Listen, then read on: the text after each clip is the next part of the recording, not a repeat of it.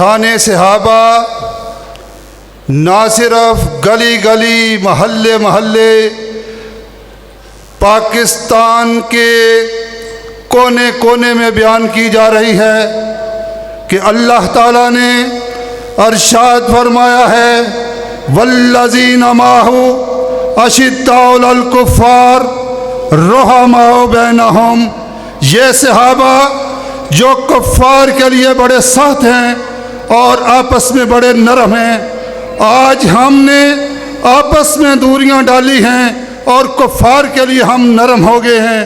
اور اقبال نے اسی آیت کا نقشہ کھینچا ہے، ہو ہلکا یاراں تو بریشم کی طرح نرم، رزم حق و باطل ہو تو فولاد ہے مومن۔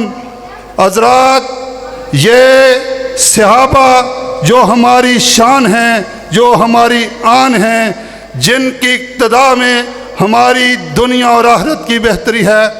اب میں بلا تمہید دعوت خطاب دیتا ہوں ہماری جماعت کے عظیم محسن، ہماری جماعت کے عظیم محسن اور مایہ ناز خطیب حضرت مولانا اشرف شہزاد سلفی صاحب کو کہ وہ آپ کے سامنے مفصل خطاب فرماتے ہیں۔ علیکم ورحمۃ اللہ وبرکاتہ۔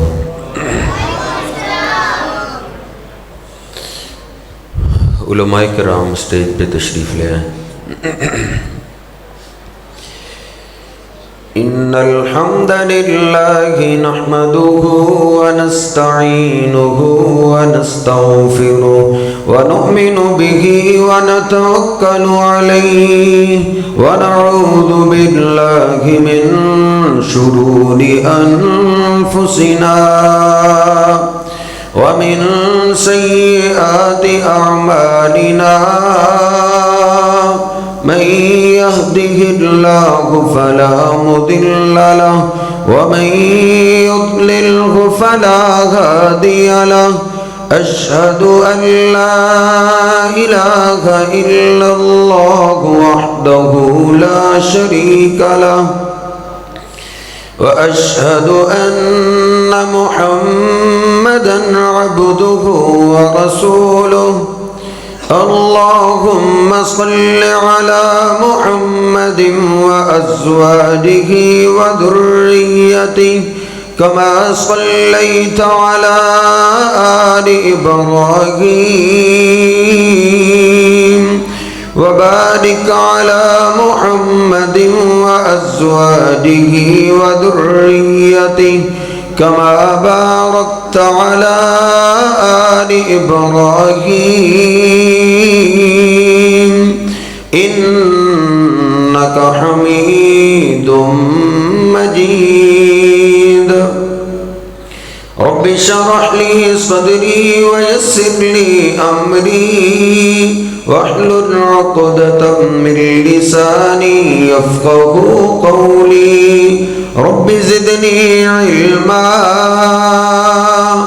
سبحانك لا علم لنا إلا ما علمتنا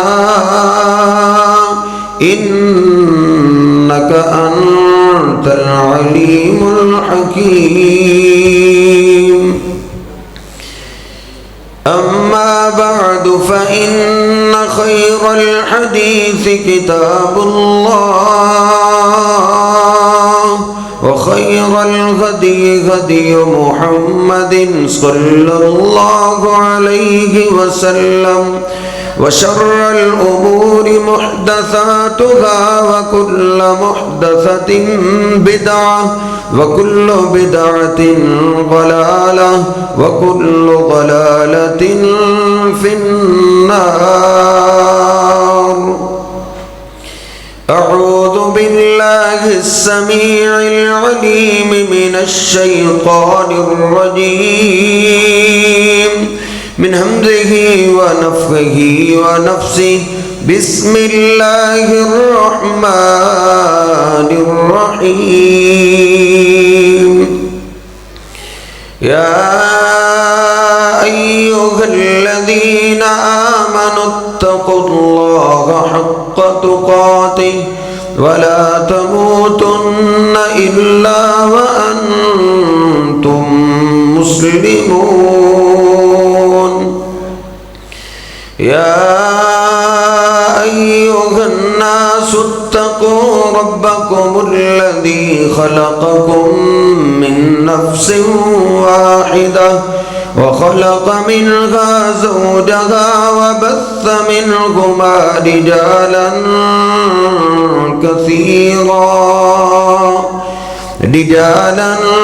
كثيرا ونساء واتقوا الله الذي تساءلون به والأرحام إن الله كان عليكم رقيبا يا أيها الذين آمنوا اتقوا الله وقولوا قولا سديدا يصلح لكم أعمالكم ويغفر لكم ذنوبكم ومن يطع الله ورسوله فقد فاز فوزا عظيما سبحان ربك رب العزة عما يصفون وسلام على المرسلين والحمد لله رب العالمين.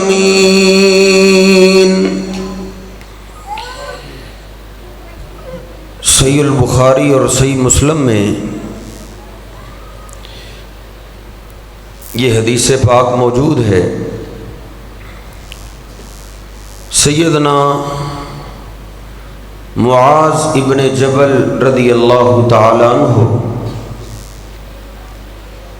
نبی پاک صلی اللہ علیہ وسلم کے ساتھ سواری پہ سوار ہیں. سیدنا معاذ فرماتے ہیں آپ نے سفر کے دوران ہی مجھے آواز دی، یا معاذ، اے معاذ. میں نے عرض کیا لبیک و سعدیک یا رسول اللہ صلی اللہ علیہ وسلم، اے اللہ کے رسول حاضر ہوں. آپ خاموش ہو گئے. تھوڑی دیر کے بعد آپ نے پھر آواز دی، یا معاذ. میں نے پھر عرض کیا لبیک و سعدیک یا رسول اللہ. آپ پھر خاموش ہو گئے. نبی پاک صلی اللہ علیہ وسلم نے تھوڑی دیر بعد پھر فرمایا، یا معاذ، اے معاذ. میں نے پھر عرض کیا لبیک و سعدیک حاضر ہوں. اللہ کے حبیب آرڈر کیجئے. فرماتے ہیں میں چوکنا ہو گیا کہ آپ کوئی آج خاص بات کرنا چاہتے ہیں. تو آپ نے فرمایا، یا معاذ، اتدری ما حق اللہ علی العباد. اے معاذ، کیا تم جانتے ہو جس اللہ پاک کے انسان پہ اتنے احسانات ہیں کہ یہ ان کو شمار کرنا چاہے تو شمار نہیں کر سکتا. جانتے ہو کہ اس اللہ کا حق بندوں کے ذمے کیا ہے؟ میں نے عرض کی اللہ و رسول عالم، میں نہیں جانتا. آپ جانتے ہیں یا اللہ جانتا ہے؟ تو آپ نے فرمایا، اے معاذ، حق اللہ علی العباد ان یعبدوہ ولا یشرکوا بہ شیئا. اے معاذ، اللہ کا حق اللہ کے ہر بندے کے ذمے ہے کہ بندہ جیتے جی اس اللہ کی عبادت کرے اور اس کی عبادت میں کسی اور کو شریک نہ کرے. آپ پھر چلے. پھر آپ نے فرمایا، یا معاذ، اے معاذ، اتدری ما حق العباد علی اللہ اذا فعلوہ. کیا تم جانتے ہو جب اللہ کے بندے اللہ کا یہ حق ادا کر دیں تو اللہ پاک کے ذمے بندوں کا حق کیا ہے؟ کیا یہ جانتے ہو؟ میں نے عرض کی اللہ کے حبیب میں یہ بھی نہیں جانتا. تو آپ نے فرمایا معاذ حق العباد علی اللہ اذا فعلوہ اللہ یعذبہم. اگر بندے زندگی میں اللہ کے ساتھ شرک نہ کریں اور اسی حالت کے ساتھ شرک سے پاک ہو کے اللہ سے ملاقات کریں تو اللہ نے اپنے اوپر اپنے بندے کا یہ حق فرض کیا ہوا ہے کہ اللہ اپنے ایسے بندے کو عذاب نہ دے. سب سے اہم مسئلہ یہ موت سے نہ ڈریں. موت تو آنی ہی آنی ہے. آج تک کوئی بھی موت سے بچ نہیں سکا.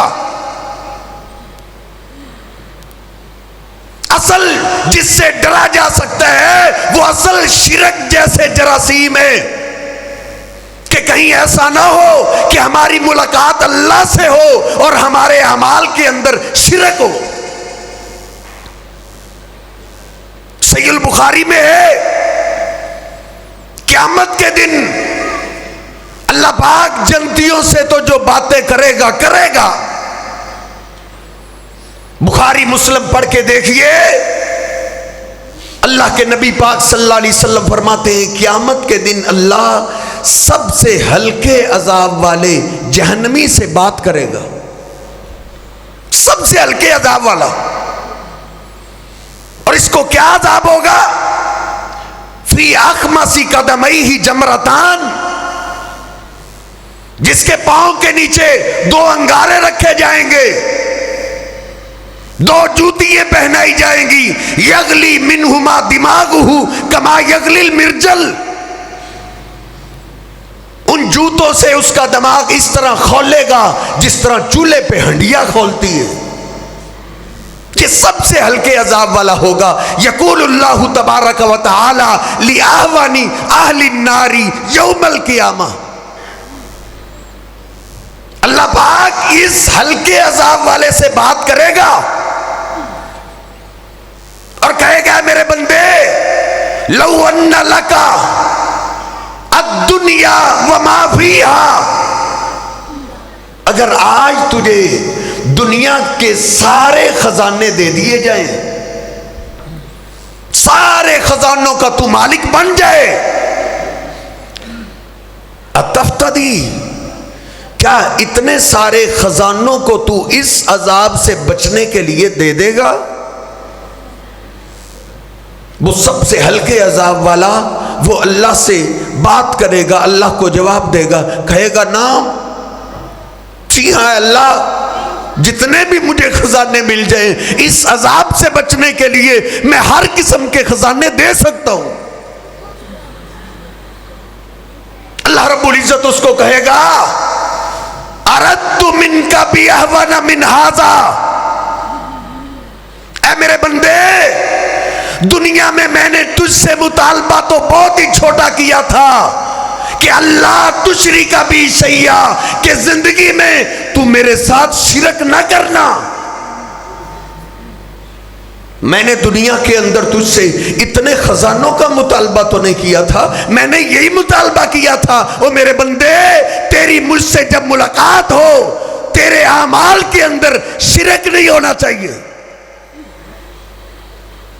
لیکن تو نے پھر بھی شرک ہی کیا. اس لیے میرے محترم بھائیوں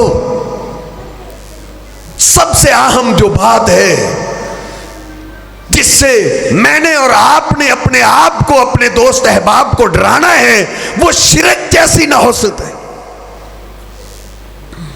اس اللہ کی دھرتی پہ شرک نہیں تھا, صرف اللہ کی عبادت کرتے تھے. آدم علیہ السلام دنیا سے چلے گئے پھر بھی لوگ اللہ کی ہی عبادت کرتے تھے, اللہ کی عبادت میں کسی اور کو شریک نہیں کرتے تھے.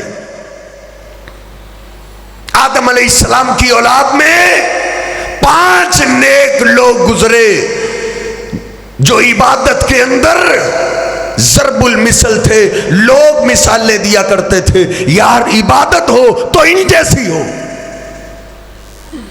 ود سوا یغوث یعوق نصر رحمہم اللہ تعالی ہم اسماء رجال صالحین. یہ نیک لوگ گزرے دنیا سے چلے گئے.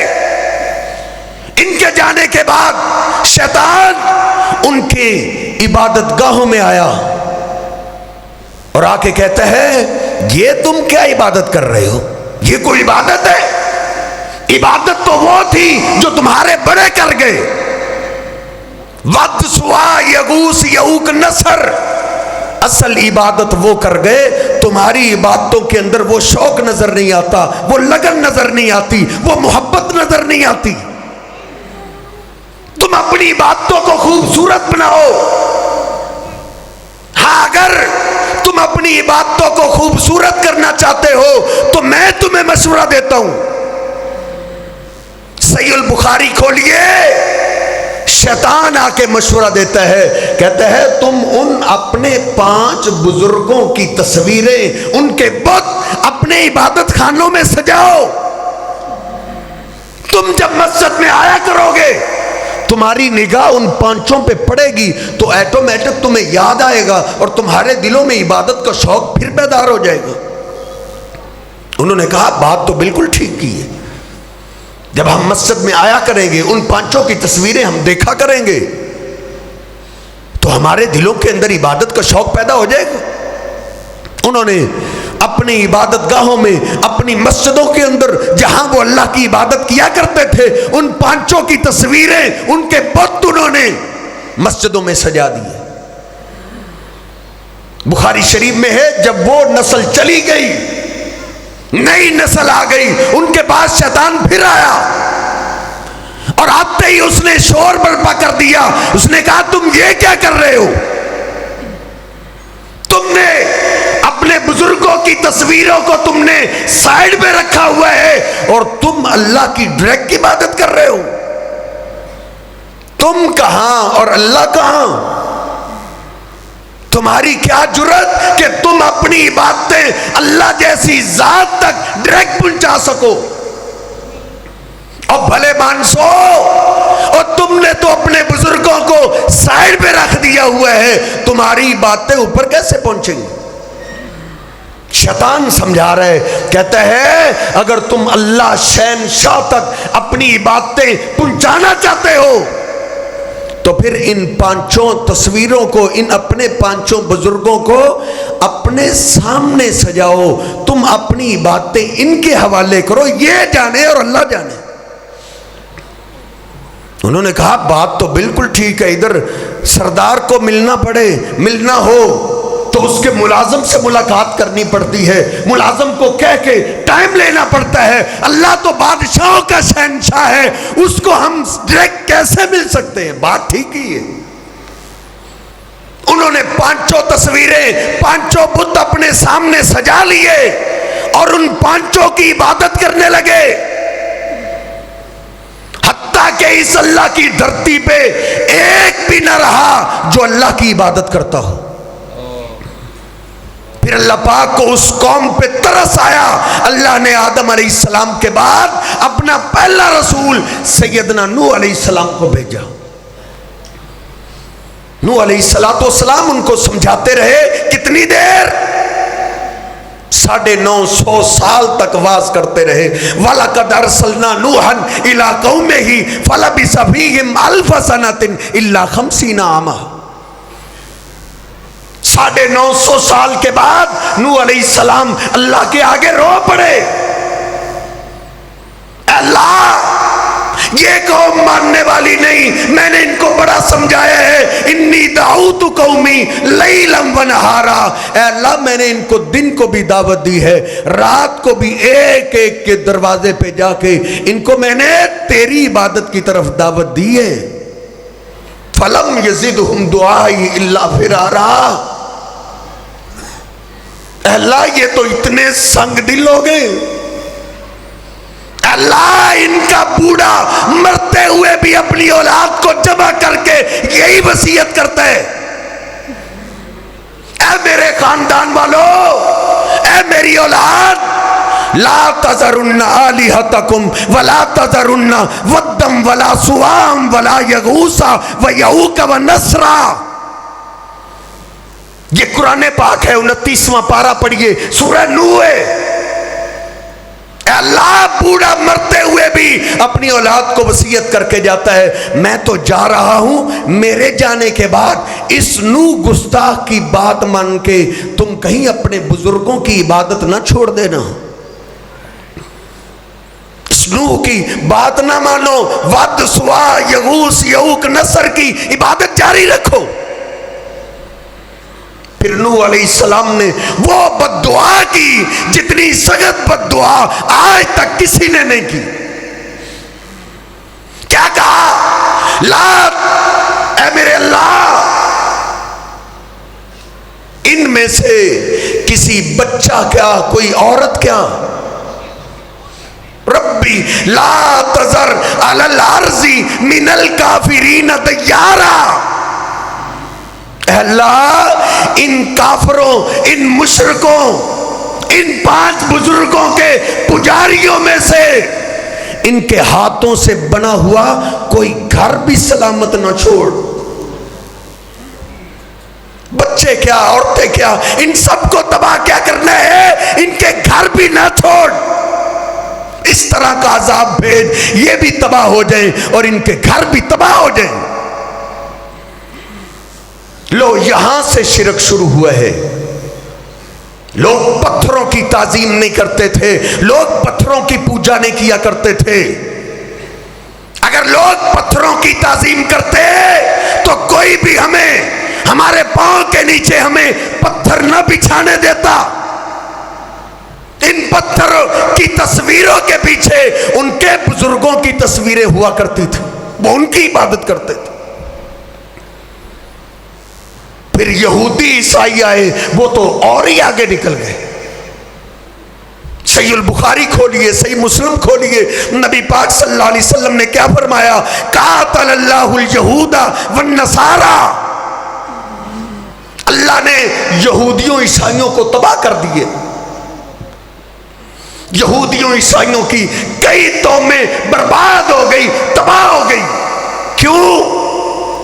صحیح البخاری، صحیح مسلم، سپریم کورٹ کھولیے. آپ فرماتے ہیں اتخذوا قبور انبیائہم وصالحیہم مساجدا. کیونکہ یہودیوں عیسائیوں میں اگر کوئی پیغمبر فوت ہو جاتا یا ان کا کوئی بزرگ فوت ہو جاتا تھا تو یہودی عیسائی اللہ کو چھوڑ کے اس پیغمبر کی قبر کو سجدہ گاہ بنا لیتے تھے. مکہ کے اندر بتوں کے پجاری تھے. اس لیے جب نبی پاک صلی اللہ علیہ وسلم مدینہ پاک میں تشریف لائے، مدینہ پاک کے آس پاس زیادہ یہودی اور عیسائی رہتے تھے. یہی وجہ ہے نبی پاک صلی اللہ علیہ وسلم نے مدینہ پاک آتے ہی سب سے پہلی پابندی یہ لگائی ہے کہ کوئی بھی میرا ماننے والا قبرستان نہ جائے. علماء سے پوچھئے، شروع اسلام میں قبرستان جانے پہ ہی پابندی تھی. بس جاؤ اپنی میت کو دفن کر کے واپس آ جاؤ، دوبارہ کوئی نہ جائے. پہلے قبروں کی زیارت پہ پابندی لگائی ہے، پھر تربیت کی ہے، پھر سمجھائے. ان الذین تدعون من دون اللہ عباد امثالکم. اللہ نے پہلے تربیت کی ہے. بے شک وہ لوگ جن کو تم آوازیں دیتے ہو، جن کو تم پکارتے ہو مشکل وقت کے اندر، جو اللہ کے آگے التجائیں رکھنی تھی اور اللہ کو چھوڑ کے جن کو تم آوازیں دیتے ہو، عباد امثالکم، وہ تمہاری طرح کے بندے تھے. قبروں پہ جانے پہ پابندی ہے، تربیت ہو رہی.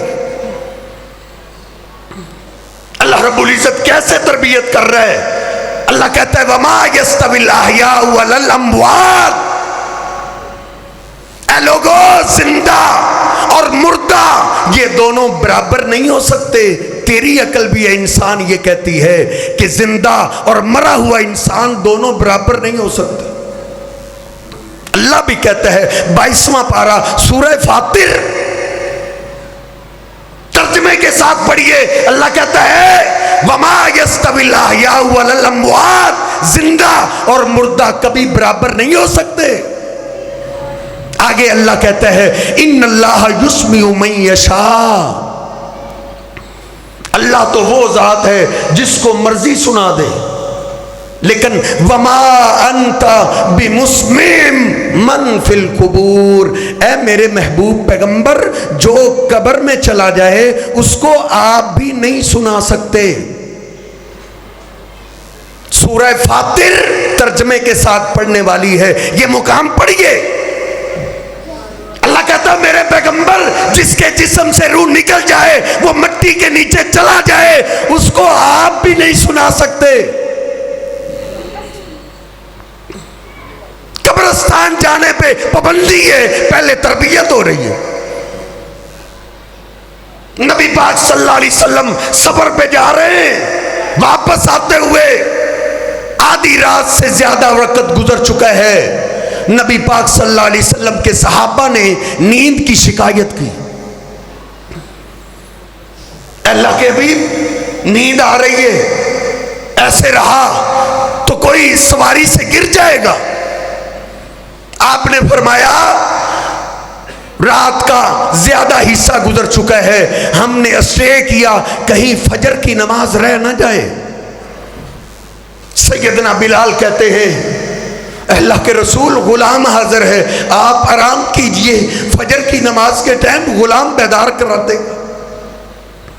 نبی پاک صلی اللہ علیہ وسلم نے سب کو وہی روک دیا، ادھر ٹھہر جاؤ، اسٹے کرو، آرام کرو، بلال ہمیں فجر کی نماز کے لیے بیدار کر دے گا.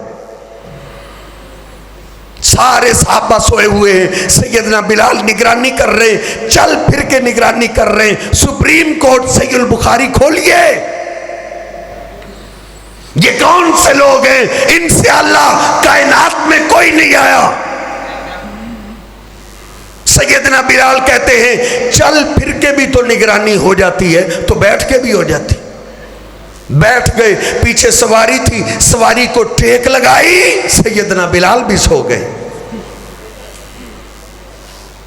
ادھر آ دل پر ہنر آزمائیں، ادھر آ، میں کسی عام ولی کی بات نہیں کر رہا، میں محبوب پیغمبر اور آپ کے غلاموں کی بات کر رہا ہوں.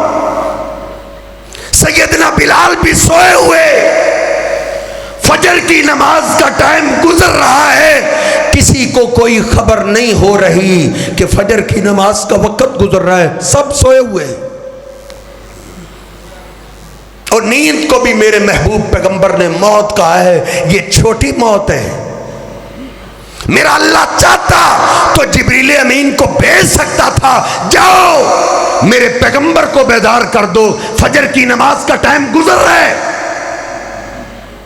لیکن اللہ پاک کو تو پتا تھا نا ساری صدیوں کا. اللہ کہتا ہے تو مرے ہوئے کو سنانے کی کوشش کر رہا ہے، ارے ادھر دیکھ، پوری کائنات کا سردار ہے، سو گئے ہیں، چھوٹی موت ابھی آئی ہے، بڑی موت نہیں آئی.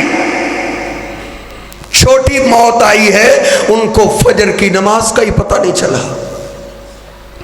قدائی قذہو حاجب الشمسی، سب سے پہلے میرے اور آپ کے پیر و مرشد جناب محمد رسول اللہ صلی اللہ علیہ وسلم بیدار ہوئے. اور آپ کو بیدار کس نے کیا؟ حدیث کے الفاظ ہیں حاجب الشمسی، سورج کی کرنیں جب آپ کے چہرے پر انوار پہ پڑی، آپ گھبرائے ہوئے اٹھ کھڑے ہوئے. آپ نے فرمایا اینا بلال، میرا بلال کدھر ہے؟ سیدنا بلال کانوں میں آواز پڑی، ڈرے ڈرے اٹھے، سہمے کہ میں نے تو محبوب پیغمبر سے وعدہ کیا تھا آپ کو فجر کی نماز کے لیے بیدار کر دوں گا، مجھے تو پتہ ہی نہیں چلا. ڈرے ڈرے نبی پاک صلی اللہ علیہ وسلم کے سامنے آئے اور عرض کرتے ہیں اللہ کے حبیب میرا کوئی قصور نہیں. جس اللہ نے آپ کو سلا دیا تھا اسی ذات نے مجھے بھی سلا دیا. قبرستان جانے پہ ابھی بھی پابندی ہے. وہ قبر والے کو سنانے کی کوشش کرنے والے، یہ دیکھ تیرے اور میرے پیر و مرشد جناب محمد رسول اللہ اور آپ کے سارے غلام سو گئے ہیں تو ان کو پتہ نہیں چلا. ان سے اعلیٰ کائنات میں ولی کون ہے؟ سیدنا بلال، جن کے بارے میں میرے محبوب پیغمبر نے ایک دن کہا او بلال کو لاؤ. بلال آئے، لوگ حیران ہیں. بلال کا بڑا تذکرہ ہو رہا ہے. کہا بلال بما سبقتنی فی الجنہ انی سمعت دفن علیک فی الجنہ. اے بلال تم کیا کرتے ہو؟ رات کو میں نے جنت کی سیر کی ہے، تو چلتا زمین پہ ہے، تیرے قدموں کی آواز جنت میں آتی ہے. ایسے اللہ کے ولی بھی سو گئے، ان کو پتہ نہیں چلا. یہ اللہ تربیت کر رہا ہے کہ مرے ہوئے کا سننا تو بڑی دور کی بات ہے، افضل انسان سو جائے تو اس کو پتہ نہیں چلتا. اس لیے اللہ کہتا ہے وَمَنْ أَضَلُّ مِمَّنْ يَدْعُو مِن دُونِ اللَّهِ مَن لَّا يَسْتَجِيبُ لَهُ إِلَىٰ يَوْمِ الْقِيَامَةِ. اس سے بڑا گمراہ کون ہو سکتا ہے جو اللہ کو چھوڑ کے اس کو آواز دیتا ہے جو اس کی پکار کو قیامت تک نہیں سن سکتا. 26واں سپارہ پہلا صفحہ ترجمے کے ساتھ پڑھیے. اور سورہ فاطر میں 22واں پارہ اللہ کیا کہتے ہیں؟ والذین تدعون من دونہ ما یملکون من قطمیر. اللہ کو چھوڑ کے جن کو تم آواز دیتے ہو یہ تو ایک کھجور نہیں، کھجور کے اندر گٹھلی کے اوپر ایک پتلا سا چھلکا ہے. اللہ کہتا ہے یہ تو اس چھلکے کے بھی مالک نہیں ہے. تیرا تو عقیدہ بن گیا نا، اب یہ مجھے 5 کلو کا بیٹا دینے پہ قادر ہے. اللہ کہتا ہے گٹھلی کے چھلکے کا بھی مالک نہیں. یار ذرا غور کر، میرے رب نے مجھے اور آپ کو کیسے عقیدہ توحید سمجھایا ہے. ادھر اللہ نے کس کی طرف اشارہ کیا ہے؟ کھجور ایک قبر ہے اور گٹھلی قبر میں میت ہے اور گٹھلی کا چھلکا میت کا کفن ہے. اللہ کہتا ہے وہ نادان انسان جس کے جسم سے روح نکل جائے وہ تو اپنے لباس کا مالک نہیں رہتا، تجھے بیٹا کہاں سے دے گا؟ والذین تدعون من دونہ ما یملکون من قطمیر. یار بڑے سے بڑے ولی بزرگ کے آپ ادھر کپڑے اتارنا چاہیں وہ آپ کو کپڑے اتارنے نہیں دے گا. کیوں؟ ابھی اس کے جسم سے روح نہیں نکلی، وہ اپنے کپڑوں کا مالک ہے. لیکن اگر یہی بزرگ دنیا سے چلا جائے ہم اس کے کپڑوں کو پھاڑ کے بھی اتارتے ہیں تو وہ روکتا نہیں ہے. کیوں نہیں روکتا؟ اللہ کا قرآن کہتا ہے اب یہ اپنے لباس کا بھی مالک نہیں رہا. اگر قبر کی مٹی اس کے کفن کو چھین کے کھانا چاہے یہ تو اتنا کمزور ہے یہ مٹی سے اپنا کفن نہیں چھڑا سکتا، تیری مشکلات کہاں سے حل کرے گا؟ قبرستان جانے پہ پابندی ہے. قبرستان نہیں جانا، پہلے تربیت ہو رہی ہے کیونکہ ہر دور میں شرک قبروں سے شروع ہوا ہے. یہودیوں کے بعد جتنی قومیں یہودیوں میں سے تباہ ہوئی، عیسائیوں میں سے تباہ ہوئی، ان کا مین جرم نبی پاک صلی اللہ علیہ وسلم نے جو فرمایا ہے وہ اپنے انبیاء اور نیک لوگوں کی قبروں کو سجدہ گاہ بنا لیتے تھے. اسی لیے مدینہ پاک آتے ہی قبرستان پہ پابندی ہے، پہلے تربیت ہو رہی.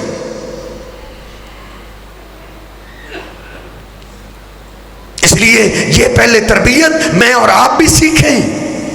یاد رکھیں نبی پاک صلی اللہ علیہ وسلم کے زمانے میں جو بھی آپ کا غلام کلمہ پڑھنے والا فوت ہوتا تھا وہ چوٹی کا ولی ہوتا تھا.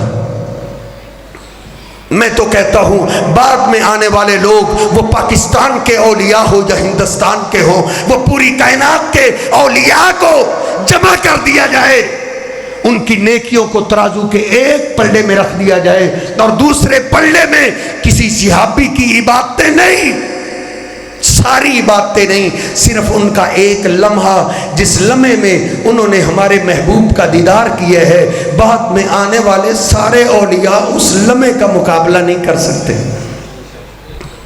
یہ صحابہ کا مقام ہے، ان میں سے جو بھی فوت ہو جاتا، نبی پاک صلی اللہ علیہ وسلم جنازہ پڑھایا کرتے تھے، کیسے پڑھاتے تھے؟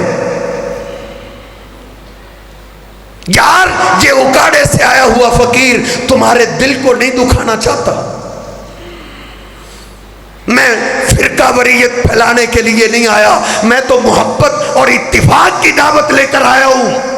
ہمیں چھوڑو، آپ کے مسلک کا کوئی بزرگ فوت ہو جائے، ان کے جنازے کو تیار کر دیا جائے، لوگ آ جائیں، امام آگے آ جائے، امام جنازے سے سلام پھیر دے، اپنے امام سے پوچھ لو، مولانا صاحب یہ میت عام نہیں، یہ بڑے بزرگ تھے، یہ اللہ کے ولی تھے، پہلے تو آپ کہتے تھے جس نماز میں رکوع نہ ہو وہ نماز نہیں ہوتی، جس نماز میں سجدہ نہ ہو وہ نماز نہیں ہوتی، ارے یہ بھی تو نماز ہے، نہ آپ نے رکوع کیا نہ سجدہ کیا، بغیر رکوع اور سجدے کے آپ نے سلام بھی پھیر دیے۔ آپ کے مولانا صاحب آپ کو سمجھائیں گے، بھائی یہ نماز اور ہے، اس نماز میں آگے چارپائی پہ میت پڑی ہے، اللہ نے روک دیا ہے، اللہ کہتا ہے میرے بندے اب تو مجھے بھی رکوع نہ کر، مجھے بھی سجدہ نہ کر۔ اے اللہ کیوں؟ رکوع میں جاؤں گا تو یہی کہوں گا اللہ اکبر، سجدے میں جاؤں گا تو یہی کہوں گا اللہ اکبر، سب سے بڑی ذات اللہ کی ہے۔ اللہ کہتا ہے نہیں، یہودی عیسائی دور سے دیکھنے والا کہیں یہ نہ سمجھ لے رکوع میت کو کر رہا ہے، انبیاء کی قبروں کے پجاری کہیں یہ نہ سمجھ لے سجدہ میت کو کر رہا ہے۔ جو اللہ اپنی توحید میں اتنا غیرت مند ہے کہ بڑے سے بڑے ولی، بڑے سے بڑے بزرگ کی چارپائی سامنے پڑی ہو اور زمین کے اوپر ہو، وہ رکوع اور سجدہ نہ کرنے دے، جب یہ بزرگ مٹی کے نیچے چلا جائے تو پھر تجھے رکوع اور سجدے کی اجازت کس نے دے دی ہے؟ یار کبھی تو علم کی دنیا میں آ کے سانس لے لیا کر کہ کوئی ہمیں بھی تو انداز بتاؤ۔ نبی پاک صلی اللہ علیہ وسلم نے اپنے صحابہ کے جنازوں میں رکوع اور سجدہ نہیں کیا، اور آج بھی نبی پاک صلی اللہ علیہ وسلم کا کلمہ پڑھنے والا آج بھی ولی کا بھی جنازہ رکوع اور سجدے کے بغیر ہی پڑھاتا ہے۔ تو یہ پہلے تربیت ہوئی ہے کہ یہودیوں عیسائیوں کی طرح فوت شدہ کی عبادت نہیں اللہ کو چھوڑ کے۔ نبی پاک صلی اللہ علیہ وسلم ایک سفر پہ جا رہے ہیں، صحابہ کہتے ہیں ایک قبرستان آ گیا، آپ نے سائیڈ پہ قافلے کو روک دیا اور آپ نے اللہ کو لمبا سجدہ کیا، لمبا سجدہ، اتنا سجدہ ہم نے نہیں دیکھا۔ کافی دیر کے بعد آپ نے سجدے سے سر اٹھایا اور سیدھے قبرستان میں چلے گئے۔ آپ کو دیکھ کر ہم بھی قبرستان میں چلے گئے۔ نبی پاک صلی اللہ علیہ وسلم قبرستان میں ایک قبر کے پاس بیٹھ کے رونے لگے۔ صحابہ کہتے ہیں اب کا من حولہ، آپ اتنا روئے، آپ کے رونے کو دیکھ کے سارے صحابہ ہی رو پڑے۔ کافی دیر آپ آنسو بہاتے رہے، نیچے کی زمین بھی آپ کے آنسوں سے تر ہونے لگی۔ کافی دیر کے بعد آپ اٹھے، لیکن آپ کے آنسو پھر بھی تھم نہیں رہے، آپ کی داڑھی مبارک آنسوں سے تر ہو چکی۔ روتے ہوئے آپ قبرستان سے باہر نکلے، ایک صحابی نے جرأت کر کے پوچھ لیا، اللہ کے حبیب یہ قبر کس خوش نصیب کی تھی؟ نبی پاک صلی اللہ علیہ وسلم نے فرمایا ھذا قبر امی، یہ میری والدہ کی قبر تھی، میری والدہ مجھ سے بڑا پیار کرتی تھی، بڑی محبت کرتی تھی، میرے اللہ نے مجھے قبروں کی زیارت سے مجھے اور میری امت کو روک دیا تھا۔ میں نے پہلے سجدے میں گر کے اپنے اللہ سے اجازت مانگی ہے، اے اللہ اب میرے صحابہ کی تربیت ہو چکی ہے، اب وہ تجھے چھوڑ کے کسی قبر کے آگے نہیں جھکیں گے۔ اے اللہ میں اپنی والدہ کی قبر کے پاس سے گزر رہا ہوں، اے اللہ ہو سکتا ہے دوبارہ یہاں سے میرا گزر نہ ہو، اے اللہ مجھے میری والدہ کی قبر کی زیارت کی اجازت ہی دے دے۔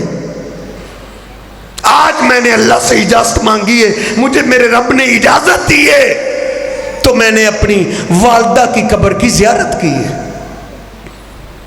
اپنے ماں باپ کی قبروں کی زیارت کے لیے جایا کرو، یہ میرے محبوب پیغمبر کی نادر اور پیاری سنت ہے۔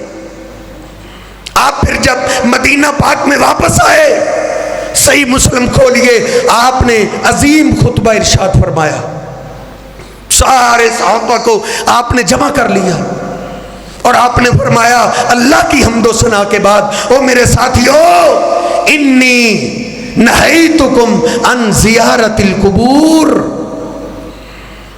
اے میرے صحابہ میں نے تمہیں قبروں کی زیارت سے روک دیا تھا کہ قبروں کی زیارت نہ کیا کرو، فزوروہا، اب میں نے اپنے اللہ سے قبروں کی زیارت کی اجازت مانگ لی ہے، اب تربیت ہو چکی ہے، فزوروہا، اب قبروں کی زیارت کے لیے جایا کرو، فإنہا تذکر الآخرہ، کیونکہ قبروں کی زیارت کرنے سے بندے کو آخرت یاد آتی ہے۔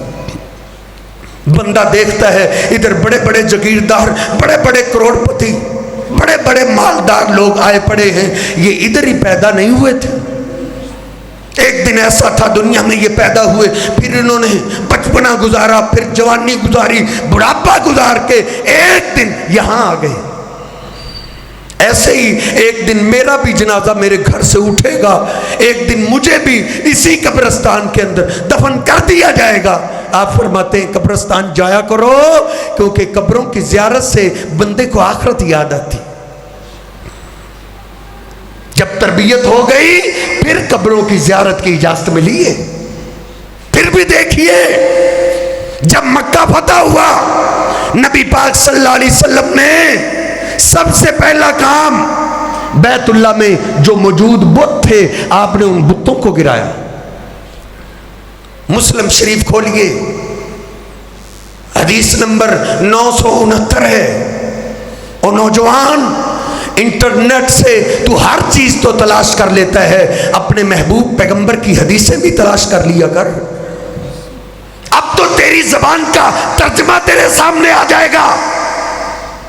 آج تو کوئی مولوی تجھے دھوکہ کسی کو نہیں دینا چاہیے، آج تو خود تحقیق کر، خود ترجمے والی حدیثیں پڑھ کے دیکھ۔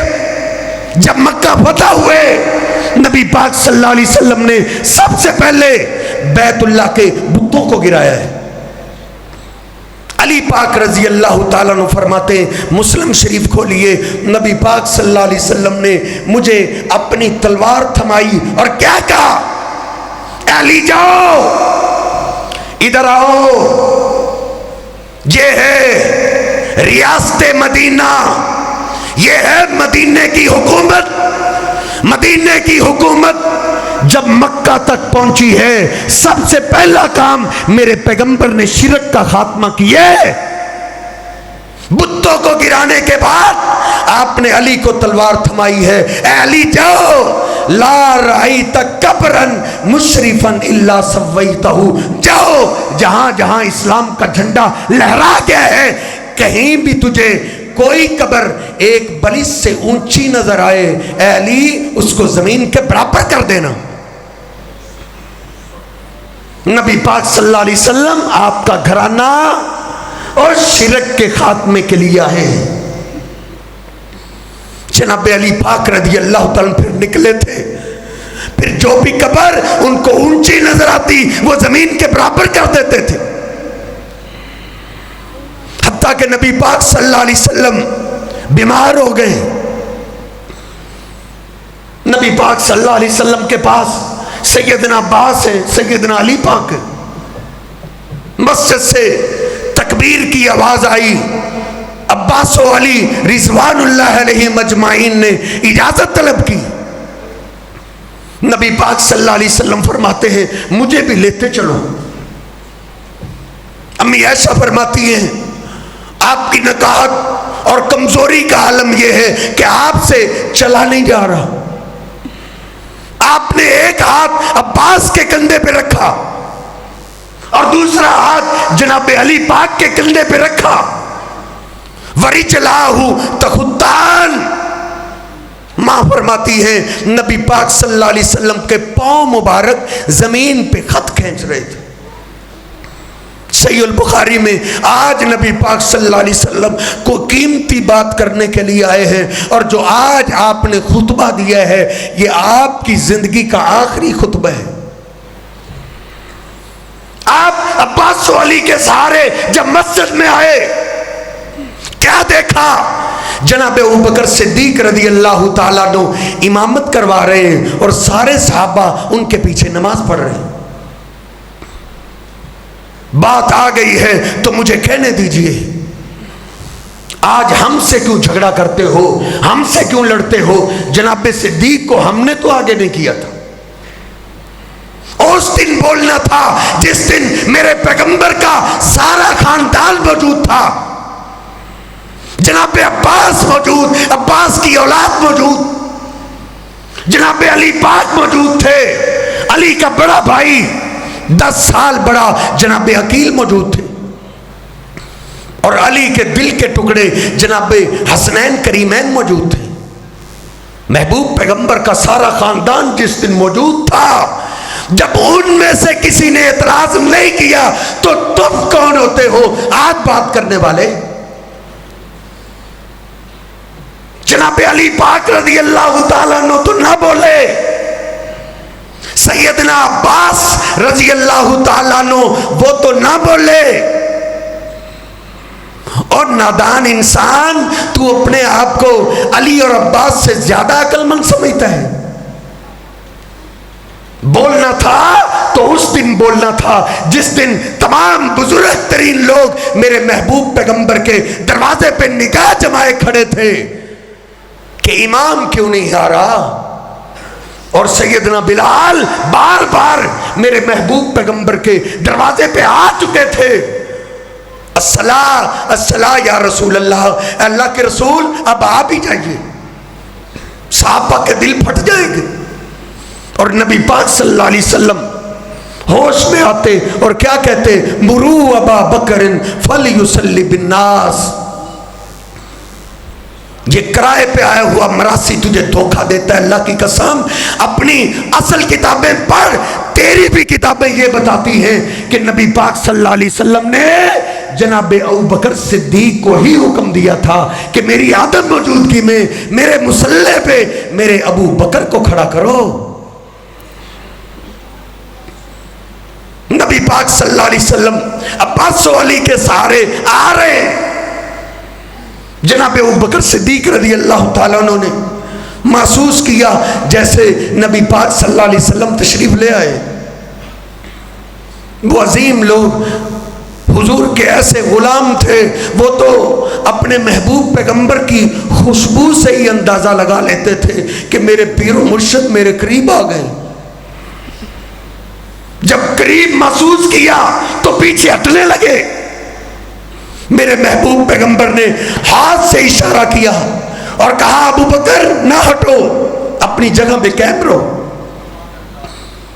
یہ صرف سنیوں کی کتابیں ہی نہیں کہتی، شیعہ کی کتابیں بھی یہی کہتی. آپ نے عباس و علی کو کہا مجھے میرے صدیق کی ایک سائڈ بٹھاؤ. نبی پاک صلی اللہ علیہ وسلم جناب صدیق کی ایک جانب بیٹھ گئے. صدیق کے امام میرے محبوب پیغمبر تھے اور صحابہ اور اہل بیت کے امام میرے ابو بکر صدیق تھے. نبی پاک صلی اللہ علیہ وسلم نماز سے فارغ ہوئے اور آپ نے پھر فرمایا مجھے ممبر پہ بٹھاؤ. آپ ممبر پہ تشریف لائے. یہ آپ کی زندگی کا آخری خطبہ ہے. نبی پاک صلی اللہ علیہ وسلم نے فرمایا اللہ کی حمد و ثنا کے بعد او میرے صحابہ، اللہ پاک نے اپنے بندوں میں سے ایک بندے کو اختیار دے دیا ہے، چاہے وہ دنیا میں رہ لے یا اللہ کے پاس چلا جائے۔ فاختار ما عند اللہ، اس نے اللہ کی ملاقات کو پسند کر لیا۔ یہ بات سن کے جناب صدیق رو پڑے۔ جناب فاروق پاس بیٹھے ہوئے تھے، اور صدیق تجھے خیر ہے؟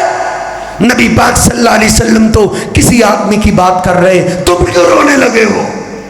کھا عمر، تجھے سمجھ نہیں آئی، میرے محبوب پیغمبر کے علاوہ وہ کون ہو سکتا ہے جس سے اللہ پوچھے او میرے پیغمبر آپ اگر دنیا میں رہنا چاہتے تو رہیں، میرے پاس آنا چاہتے تو میرے پاس آ جائیں، اور کسی کو اختیار ہو سکتا ہے؟ او عمر، تیری ماں تجھے گم پائے، تیرے محبوب پیغمبر نے اب ہمیں چھوڑنے کا فیصلہ کر لیا ہے۔ فاروق بھی رو پڑے، سارے صحابہ رو پڑے۔ نبی پاک صلی اللہ علیہ وسلم نے فرمایا ابو بکر تحمل سے کام لو۔ آپ نے فرمایا مجھ پہ بڑے لوگوں نے احسانات کیے ہیں، لیکن سب سے زیادہ احسان مجھ پہ میرے ابو بکر نے کیے۔ اِنَّا مَنَّ النَّاسِ فِي صُحْبَتِهِ وَمَالِهِ ابا بکر۔ آپ فرماتے ہیں مال اور اپنے آپ کے سب سے زیادہ احسان مجھ پہ میرے ابو بکر کے ہیں۔ جتنے بھی لوگوں کے دروازے مسجد میں کھلتے ہیں سب کے بند کر دینا، لیکن میرے صدیق کے دروازے کو بند نہ کرنا۔ اور آپ نے پھر فرمایا اللہ اللہ، او میرے صحابہ غور سے میری بات سنو، یہ آپ کا آخری خطبہ ہے جو صحیح البخاری میں بھی موجود ہے، صحیح مسلم میں بھی موجود ہے۔ آپ نے فرمایا الا ان من کان قبلکم کانوا یتخذون قبور انبیائہم وصالحیہم مساجدا۔ ہم سے پہلے جتنی بھی قومیں برباد ہوئی تھی ان کی بربادی کی ایک وجہ یہ تھی کہ جب ان کا کوئی پیغمبر فوت ہو جاتا یا ان کا کوئی نیک بندہ فوت ہو جاتا تو وہ اس کی موت کے بعد اللہ کو چھوڑ کے اس کی قبر کو سجدہ گاہ بنا لیتے تھے۔ یہ ریکارڈنگ ہو رہی ہے، ایک ایک حوالے کا ذمہ دار ہوں، صحیح البخاری صحیح مسلم کھولیے۔ آپ نے فرمایا لعن اللہ الیہود والنصارى، اپنے پیغمبروں سے جنہوں نے یہ سلوک کیا اللہ پاک نے ان پہ لعنت کر دی تھی۔ اولئک شرار الخلق عند اللہ، اللہ کے ہاں یہ سب سے بدترین مخلوق تھی جو اللہ زندہ کو چھوڑ کے قبر کی عبادت کرتے تھے۔ اے میرے صحابہ انی نہیتکم عن ھذا، میں تمہیں اس کام سے روک کے جا رہا ہوں، کہیں ایسا نہ ہو کہ میرے جانے کے بعد تم میری قبر سے بھی یہ سلوک کرو۔ جناب ابو ہریرہ رضی اللہ تعالیٰ عنہ فرماتے ہیں آنسوؤں کی لڑیوں میں ہم نے اپنے محبوب کا یہ آخری خطبہ سنے، پھر آپ نے آسمان کی طرف نگاہ اٹھائی اور اللہ سے التجا کی اللہم لا تجعل قبری وثنا یعبد۔ اے میرے اللہ، میں نے تیرا پیغام اپنی امت کو پہنچا دیا ہے، لیکن تیرا پیغمبر منبر پہ کھڑے ہو کے تجھ سے ایک التجا کرتا ہے، اے اللہ اللہم لا تجعل قبری وثنا یعبد، اے اللہ میرے جانے کے بعد تو میری قبر کو بت نہ بنا دینا۔ اے میرے اللہ، میں اپنی قبر کو تیرے سپرد کر کے جا رہا ہوں، کہیں ایسا نہ ہو کہ میرے امتی میرے غلام میری دنیا سے جانے کے بعد تجھے چھوڑ کے کہیں میری قبر کی عبادت شروع نہ کر دیں۔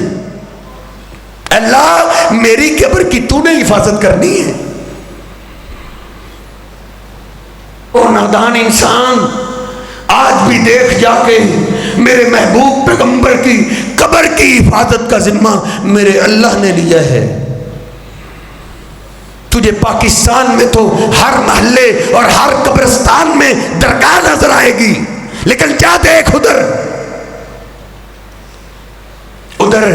میرے محبوب پیغمبر کیا، اور مدینہ پاک کیا، ان سعودیہ والوں میں بڑے بڑے جرائم ہو سکتے ہیں، لیکن اللہ کے مقابلے میں تمہیں ادھر کہیں بھی درگاہ نظر نہیں آئے گی۔ اور میرے پیغمبر کی قبر کی اللہ نے آج تک حفاظت کی ہے۔ یہاں سے کیا ہوا انسان بھی ادھر جا کے بھی اللہ کے علاوہ کسی اور کے سامنے جھک ہی نہیں سکتا۔ ادھر اللہ نے فوجی مقرر کر دیے ہیں، کچھ جھکنا چاہے بھی تو اس کو جھکنے نہیں دیتے۔ یہ میرے محبوب پیغمبر کی دعا تھی۔ اس لیے میرے محترم بھائیوں، یہ ہے ریاست مدینہ، یہ ہے مدینہ پاک کی حکومت، جہاں بتوں اور قبروں کی عبادتوں کا خاتمہ ہو گیا تھا اللہ کے مقابلے میں۔ ہم نے بھی ایک ریاست لی تھی، اس وقت تو ہر ایک کا یہی نعرہ تھا۔ ہم نے تو وہی بنی اسرائیلیوں والا کام کیا ہے نا۔ وہ بھی کہتے تھے اے اللہ ہم فرعون کی غلامی میں ہیں، کیا کر سکتے ہیں، اے اللہ ہمیں آزادی دے، پھر دیکھ ہم تیری عبادت کیسے کرتے ہیں۔ اللہ نے ان کے دشمن کو ان کی آنکھوں کے سامنے تباہ کیا، غرق کر دیا فرعون کو فوج سمیت، اور اللہ نے کہا لِنَنْظُرَ كَيْفَ تَعْمَلُونَ، اب ہم دیکھتے ہیں اب تم کیا کرتے ہو۔ آزادی کے ملنے کے بعد پھر انہوں نے بنی اسرائیلیوں نے کیا کیا تھا، انہوں نے آزادی کے بعد اللہ کے مقابلے میں ایک بت کی عبادت شروع کر دی تھی، ایک بچڑے کو پوجنے لگے تھے۔ اللہ پاک نے پھر ان کو سزا کیا دی؟ او آزادی کے بعد بتوں کی اور بچڑے کی عبادت کرنے والوں، آزادی کی باتیں کرنے والوں، اب تمہیں مارنے کے لیے فرعونی نہیں آئیں گے، اب تمہیں مارنے کے لیے مجوسی نہیں آئیں گے، آگ کے پجاری نہیں آئیں گے، اب تمہارے اس جرم کی سزا یہ ہے فَقْتُلُوا أَنفُسَكُمْ، اب تم خود ہی ایک دوسرے کو قتل کرتے رہو گے، اب تم خود ایک دوسرے کے خون کے پیاسے بن جاؤ گے۔ ہم نے بھی یہ جب ملک حاصل کیا، اس ملک کا جب نام نکلا بچے بچے کی زبان میں تھا، پاکستان کا مطلب کیا، لا الہ الا اللہ۔ جا اپنے گھر جا کے اپنے 7-8 سالہ بچے سے اس کلمے کا معنی پوچھنا کہ لا الہ الا اللہ کا معنی یہ ہے کہ عبادت کے لائق اللہ کے سوا کوئی نہیں ہے۔ تیرا بچہ تجھے سمجھائے گا، ابو اس ملک میں رہ کے اللہ کے سوا کسی کی عبادت نہیں کرتے۔ اسی نعرے کو سن کر جوانوں نے جانیں قربان کی تھی، بوڑھوں نے جوان اپنی زندگیوں کے نذرانے پیش کر دیے تھے، عورتوں نے اپنے بچوں کی قربانیاں دی، حتیٰ کہ مسلمان لڑکیوں نے اپنی عزتوں کو بچاتے ہوئے دریاؤں میں چھلانگیں لگا دی تھی۔ کوئی بات نہیں، ہماری جان کی خیر ہے، ایک ملک بننے جا رہا ہے جہاں اللہ کے سوا کسی اور کی عبادت نہیں ہوگی۔ پھر ہم نے یہ ملک حاصل کر لیا، اس ملک کے بننے کے بعد پھر ہم نے ایک بت بنائے۔ کون سا ایسا شہر ہے، کون سا ایسا دیہات ہے جہاں کوئی نہ کوئی اللہ کے مقابلے میں کوئی درگاہ، کوئی بت، کوئی قبرستان نہیں ہے؟ پھر مجھے کہنے دیجئے او آزادی کی باتیں کرنے والوں، پھر اللہ پاک نے بھی پاکستان کو کہا ہے فَقْتُلُوا أَنفُسَكُمْ، او آزادی کے بعد بھی شرک کرنے والوں، اب تمہارے اس جرم کی سزا یہ ہے، اب تمہیں مارنے کے لیے امریکی نہیں آئیں گے، تمہیں مارنے کے لیے ہندوستان کا ہندو نہیں آئے گا۔ فَقْتُلُوا أَنفُسَكُمْ، اب تم قیامت تک ایک دوسرے کو ہی قتل کرتے رہو گے۔ کوئی ایک مجھے اخبار لا کے دو، پاکستان کی دھرتی کی ایک اخبار ہو جس اخبار میں کسی نہ کسی قتل کی خبر نہ ہو۔ قتل کرنے والا بھی کلمہ پڑھتا ہے، قتل ہونے والا بھی کلمہ پڑھتا ہے۔ شرک کے بعد جو قوم آزادی کے بعد ایسا شرک کرتی ہے، اللہ پاک پھر اس قوم کو یہی سزا دیتا ہے۔ اور یاد رکھو، اس ملک کے اندر یہ دہشت گردی، یہ قتل و غارت، یہ زیادتی کے کیسز ایک ہی شکل میں ختم ہو سکتے ہیں جب تک اس پاکستان کی دھرتی پہ ایک اللہ کی عبادت پہ بندوں کو نہیں لگا دیا جاتا، اس وقت تک مسلم پاکستان کے اندر امن نہیں آ سکتا۔ میرے محبوب پیغمبر نے فرمایا تھا اجتنبوا السبع الموبقات، بخاری شریف کھولیے، اور میری امت کے لوگوں کچھ جرم ایسے ہیں جو جرم جس قوم میں، جس علاقے والوں میں، جس ملک والوں میں آ جاتے ہیں، وہ جرم اس ملک کو تباہ کر دیتے ہیں۔ ان میں سے پہلا جرم الاشراک باللہ، اللہ کے ساتھ کسی اور کو شریک کرنا۔ اور اللہ کا قرآن بھی وعدہ کرتا ہے الذین آمنوا ولم یلبسوا ایمانہم بظلم فاولئک لہم الامن وہم مہتدون۔ اللہ کہتا ہے میں امن اس قوم کو دیتا ہوں جو ایمان لانے کے بعد شرک نہ کرے۔ اس لیے میرے محترم بھائیوں، اپنے آپ کو، اپنی اولاد کو، اپنے محلے داروں کو، اپنے دوست احباب کو اس شرک سے بچائیں کہ اللہ کے مقابلے میں کسی اور کی عبادت نہیں۔ میرے محبوب پیغمبر علیہ السلام کے پاس ایک آدمی آیا، اسلام کو قبول کرتا ہے، اسلام کو قبول کرنے کے بعد تھوڑا سا پیچھے ہٹا اور آپ کو سجدہ کرنے لگا۔ آپ نے فرمایا یہ کیا کر رہے ہو؟ عرض کرتا اللہ کے ابھی جس علاقے سے میں آیا ہوں، میری علاقے کے لوگ یسجدون لمرزبان، میرے علاقے کے لوگ اپنے سردار کو سجدہ کرتے ہیں۔ میرے محبوب علیہ السلام فرماتے ہیں نہیں، ادھر آؤ، ادھر آؤ، میری شریعت میں اللہ کے سوا کسی اور کے لیے سجدہ جائز نہیں ہے۔ یار کب تک میں اور آپ جہلیت کی زندگی گزارتے رہیں گے؟ اس میں تو اختلاف ہے ہی نہیں۔ احمد رضا خان بریلوی صاحب کے فتاوے کو میں نے پڑھا، وہ بھی کہتے ہیں اس امت میں اللہ پاک نے تو تعظیمی سجدہ بھی حرام کر دیا ہے۔ اسلام آباد کے گولڈا شریف کے پیر نصیر الدین نصیر گولڈا نبی، ان کا کلپ انٹرنیٹ پہ میں نے سنا ہے، آج بھی موجود ہے۔ وہ کہتے تھے اللہ کے سوا اس امت کے لیے کسی اور کے لیے سجدہ جائز نہیں ہے۔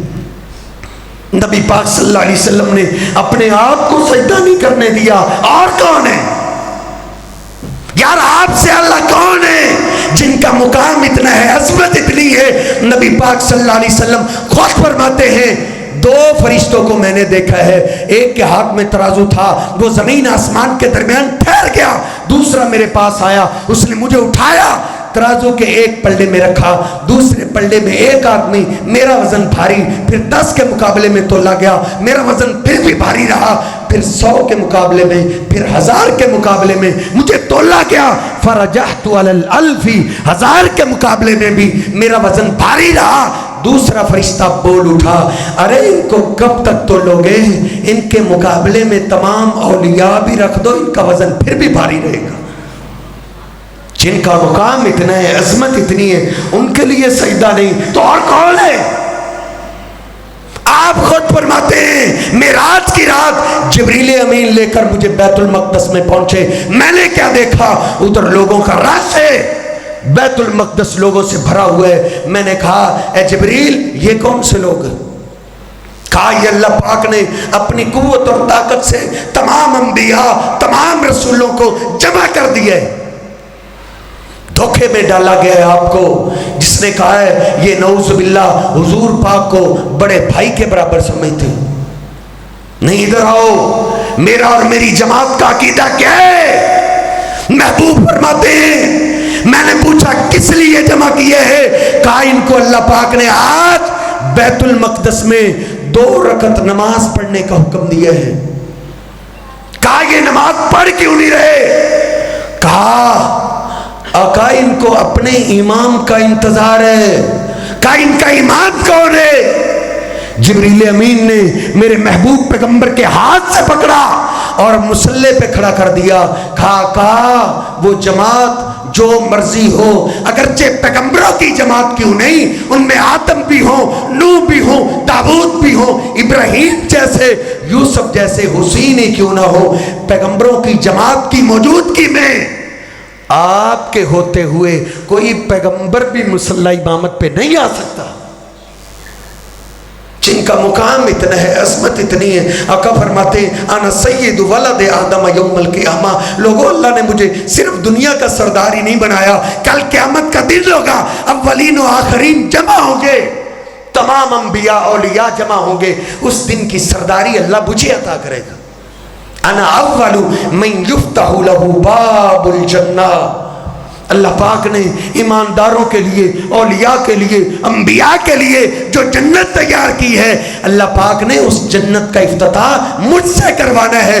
سب سے پہلے جنت میں اپنی امت کو لے کر میں پہنچوں گا.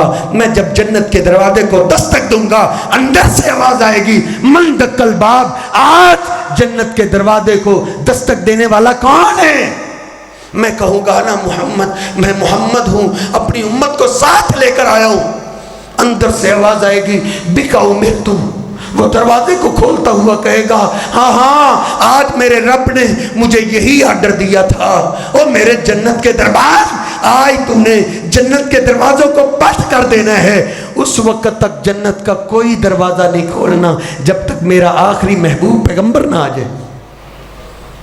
اس ہمارے محبوب پیغمبر کا مقام یہ ہے، عظمت یہ ہے. آپ کے سامنے سجدہ کرنے کی ایک آدمی اجازت مانگ رہا ہے، جھکنے کی کوشش کر رہا ہے، آپ کہتے ہیں نہیں، ادھر آ. لو كنت آمرا احدا ان يسجد لاحد لامرت النساء ان يسجدن لازواجهن. اگر میری شریعت کے اندر کسی کے لیے سجدہ جائز ہوتا، سنن نبی داؤد کھول کے دیکھیے، آپ فرماتے ہیں اگر تعظیمی سجدہ بھی جائز ہوتا نا تو میں عورتوں کو حکم دیتا کہ وہ صبح و شام اپنے خاندوں کو سجدہ کیا کریں. لیکن میری شریعت کے اندر اللہ کے سوا کسی اور کے لیے سجدہ جائز نہیں ہے. تو جہاں سے بات شروع کی وہیں ختم کرتے ہیں. سیدنا معاذ بن جبل رضی اللہ تعالیٰ عنہ سے نبی پاک صلی اللہ علیہ وسلم پوچھ رہے ہیں اے معاذ جانتے ہو جس اللہ کے اتنے احسانات ہیں، جانتے ہو اللہ کے حق بندوں کے ذمے کیا ہے؟ سیدنا معاذ کہتے ہیں آقا میں نہیں جانتا، اللہ جانتا ہے یا آپ جانتے ہیں؟ آپ نے فرمایا معاذ حق اللہ علی العباد ان یعبدوہ ولا یشرکوا بہ شیئا. اللہ کا حق اللہ کے ہر بندے کے ذمے یہ ہے کہ وہ ساری زندگی اللہ کی عبادت کرتا رہے اور اللہ کی عبادت میں شرک نہ کرے. آپ نے پھر فرمایا اے معاذ جانتے ہو ما حق العباد علی اللہ اذا فعلوہ. جب بندے اللہ کا یہ حق ادا کر دیں تو جانتے ہو بندوں کا حق پھر اللہ کے ذمے کیا ہے؟ میں نے پھر عرض کیا آقا میں نہیں جانتا. آپ نے فرمایا اے معاذ حق العباد علی اللہ اذا فعلوہ اللہ یعذبہم. پھر ہر بندے کا جو شرک کے بغیر اللہ کے پاس جاتا ہے، اللہ کے ذمے اس کا حق ہے کہ اللہ پھر اس کو کبھی بھی عذاب نہ دے. اللہ رب العزت مجھے اور آپ کو اس عقیدہ توحید کو سمجھنے کی توفیق عطا فرمائے. اللہ ہمیں اسی پہ زندہ رکھے، اسی کی دعوت اپنے دوست احباب، اپنے رشتہ دار، اپنے محلے دار، اپنے دوست احباب میں یہی دعوت پھیلانے کی اللہ ہمیں توفیق عطا فرمائے. وقول قولی ھذا استغفر اللہ لی ولکم ولسائر المسلمین.